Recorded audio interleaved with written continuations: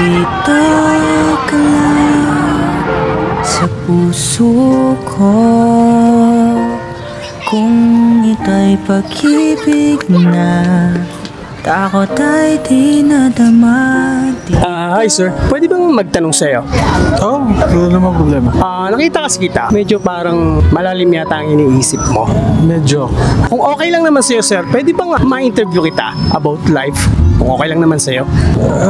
Sige, wala namang problema. Hi sir, ano pong name nyo? Jer na lang. Matanong ko lang po, ano pong ginagawa nyo dito sa Binyang Plaza? Taga dito po ba kayo? Hindi, umiikot ako kasi papahangin ako. Nakita ko maganda yung simbahan dito, so naisipan kong tumambay konti. Wow, taga saan po si sir? Taga Bulacan pa ako. Wow, ang layo nun, taga Bulacan pa kayo. Nadayo po kayo dito sa plaza namin ng Binyan.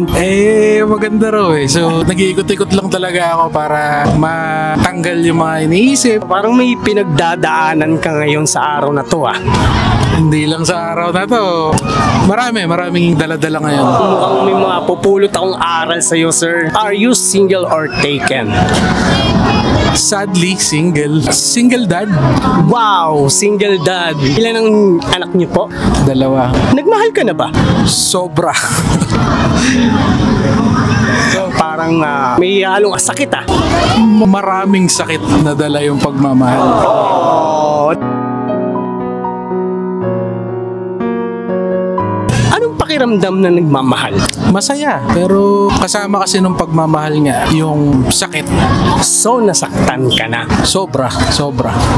Anong pakiramdam na nasaktan ka? Mahirap i-explain yung sakit pag nagmahal ka ng totoo kasi hindi lang bigat ng damdamin yung mararamdaman mo eh. Parang it manifests physically yung sakit. Pero dahil nga kailangan nating maging matatag, hindi lahat ng lalaki pwedeng ipakita yan. Wow. So, kayo na lang talaga nagpapalaki ng anak nyo, yung dalawang yun. Nasa akin yung mga bata, ako papalaki, ako nag-aalag. Iisa lang ba itong mother, yung sa 2 child mo? Hindi. Yung panganay ko, sa ex-wife ko. Etong bunso ko ngayon is dito sa last wife ko. Oh, so nakadalawang relationship ka na, sir? Oo, 2 mabigat na relationship. Ouch! Parang hindi ka pinalit sa dalawa na yun na. Ano ba yung reason na unang wife mo, nagkahiwalay kayo?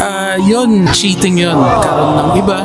Nag-decide na lang kami na itigil na. So, ilang taon ka naging single pagkatapos ng first wife mo? Mga 2-3 taon. Sa 3 taon nun, nakatagpo ka ba ng pangalawa mo? Siyempre, meron. Pinagdasal ko to eh, kung magkaroon ng partner in life. Thank you Lord din naman na dumating sa akin yung pinagdasal ko. Pero, ang tanong, kayo pa ba? Ayun, sadly, binigay man ni Lord sa akin yung pinagdasal ko. Sabi niya sa akin, patikim lang yan. Matuto ka lang muna dyan sa pinagdasal mo. Ouch! Hiwalay ka na rin pala. Recently.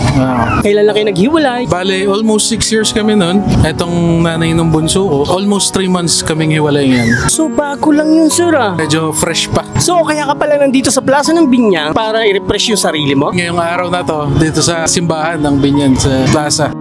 Nakakalungkot naman ang istorya ng buhay mo. Sir, ano po ba yung reason ng paghihiwalay niyo ng pangalawang mong wife? May mabibigat na bagay na hindi ko na pwedeng sabihin siguro sa ngayon. May mga pagkakamali ako, may mga pagkukulang ako. Siguro may mga bagay na hindi lang sabi sa akin ng totoo. Nung naghiwalay kami, para akong pinapatay araw-araw.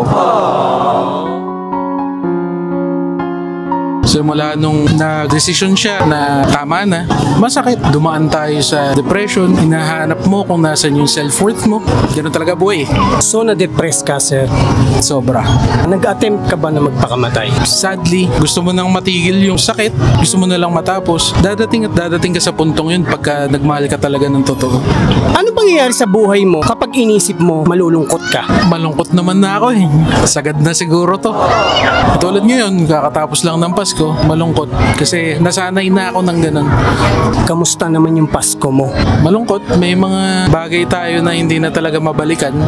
Nasanay ka na taon-taon. Siyempre, yung Pasko, kompleto kayo ng pamilya mo. Nakakalungkot lang na yung last Christmas, yun na pala yung last na buo.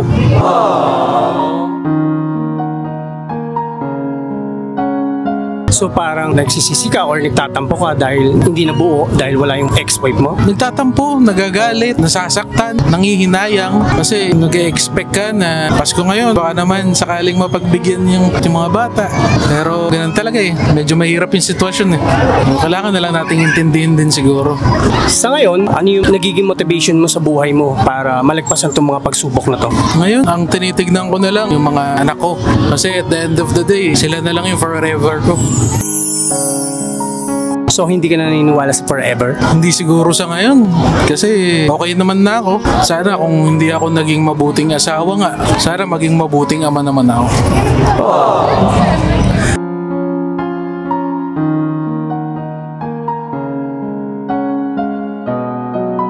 Kailan ka huling umiyak? Kanina? Pagka puno ka na rin kasi, kusa na lang lumalabas yun. May pinagsisisihan ka ba sa buhay mo? Kung sa amin, hindi pagsisisi, hindi naman regret. Kasi over the years na magkasama siguro kami, naging masaya kami. Hindi siguro dapat i-regret yun. Over the past 3 months, kasi magte 3 months na kaming hiwalay. Ginawa ko naman na lahat, binuhos ko lahat. Kung mahal mo kasi yung tao, ibibigay mo lahat. So mahal mo siya? Sobra, mahal ko. Pero dito na ako sa point na pagod na eh. Pagka naibigay mo na kasi lahat, wala ka nang tinira sa'yo, mauubusan ka rin. Oo. Sa ngayon dahil single ka, 3 months, kung magmamahal ka, ano ang mas pipiliin mo? Yung taong mahal ka o yung taong mahal mo? Sa ngayon siguro, yung pagmamahal ko para sa mga bata na lang. Hindi natin sigurado kung kaya pang magmahal. Pero sa mga bata, all out pa rin.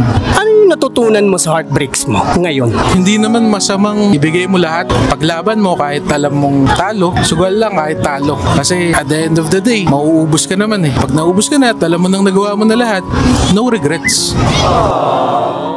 Oh, nakakalungkot talaga.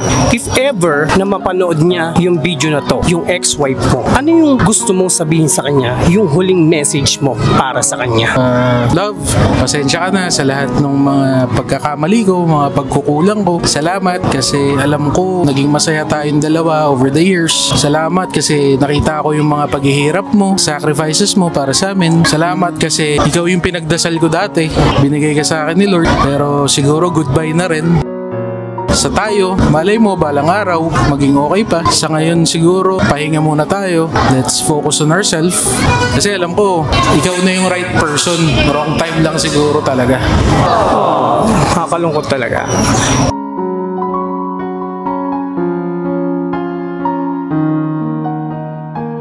Sa mga katulad mong single father, ano yung gusto mong i-message sa ibang tao para kapulutan ng aral ang nangyari sa buhay mo? Huwag lang kayo sumuko. Bigay nyo lang kung ano yung kaya nyong ibigay. Subukan nyo buuin yung pamilya nyo. Kung sakaling di talaga kaya, at least nagawa nyo lahat para sa pamilya nyo. No regrets, ika nga. Yun lang sir, maraming salamat sa napakagandang istorya. Thank you, salamat. Dito ka lang, dito ka lang.